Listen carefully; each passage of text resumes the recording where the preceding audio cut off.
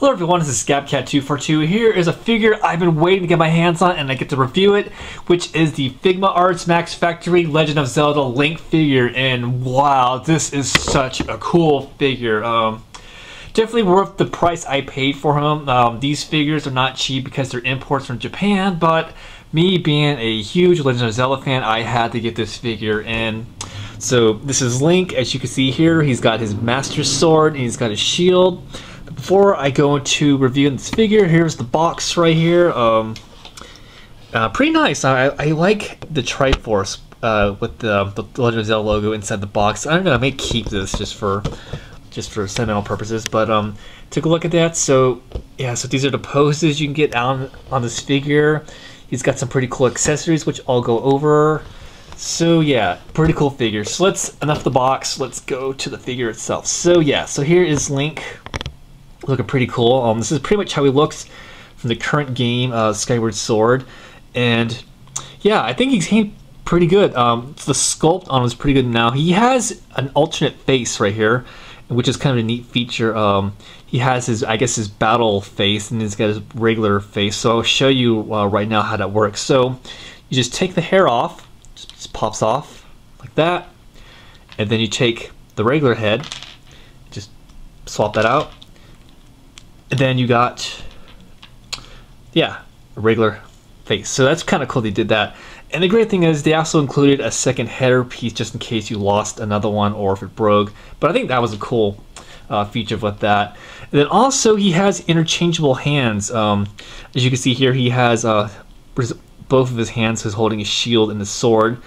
So how that works is you just pop them off easily like that. And they're on hinges, which adds more great posability. So to the hands, they gave us 8 pairs of extra hands. So I thought that was really great. So as you can see here, he has his hands out, regular hands, his hands holding a sword, or this one he's thrusting right there. So that was pretty neat. They included that. And then also, for another added accessory, let's put his hands back there.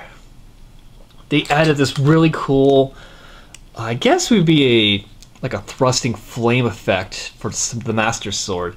So yeah, that's really cool. I really like that a lot. So yeah, let's get into his articulation. So the head is on ball joint, I believe. Does complete 360. The hat is actually articulated, spins around pretty good. Head does move down pretty okay, looks up pretty alright. We have ball joint in the shoulders, does a complete 360, side to side.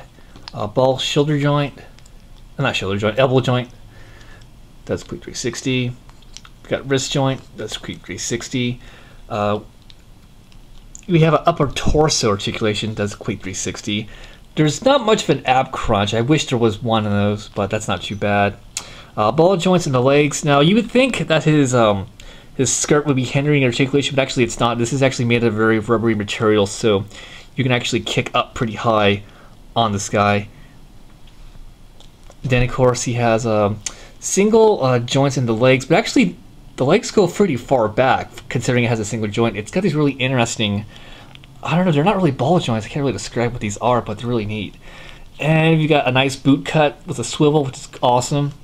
And then we got a really good ankle pivot right here. And we got this really neat little foot articulation right here, so you can get some better posing, standing him up. And let's see, let's get to his accessories. So yes, he has his Master Sword, which is pretty nicely detailed. I really like this a lot. And he also came with a sheath right here. So I'm going to just demonstrate how this works. So you just take this little small part off, take the sword out. Okay, just put that back later. So just put the sheath in here, and the sheath pegs on his back. That's pretty cool. And then his shield comes apart in different ways. So you can see here, there's actually a strap and a handlebar. To take that out, all you have to do is take this off. Yeah, just take this off, and just unpegs off. Yeah, so the handlebar these just pop off, so it's really easy just take that off, so you don't have to worry about like damaging the accessory part.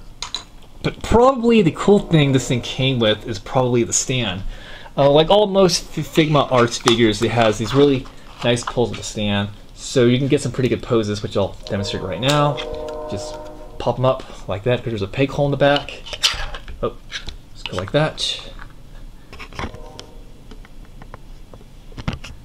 Where's the sword? Yes.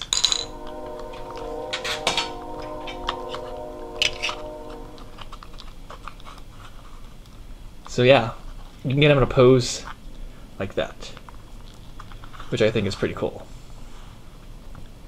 So yeah, pretty cool figure, I gotta say. Now this figure, being this is an import figure, is not going to be cheap. I paid $60 for this, but I think it was definitely worth it, considering the fact he's got great posability, the extra accessories of the head, the interchangeable hands. There's a lot of potential you can do with this guy. If you're actually, this figure is really awesome for stop motion if you're into that kind of thing. I definitely recommend picking up this figure if you're a huge Legend of Zelda fan. And look, there is a cat.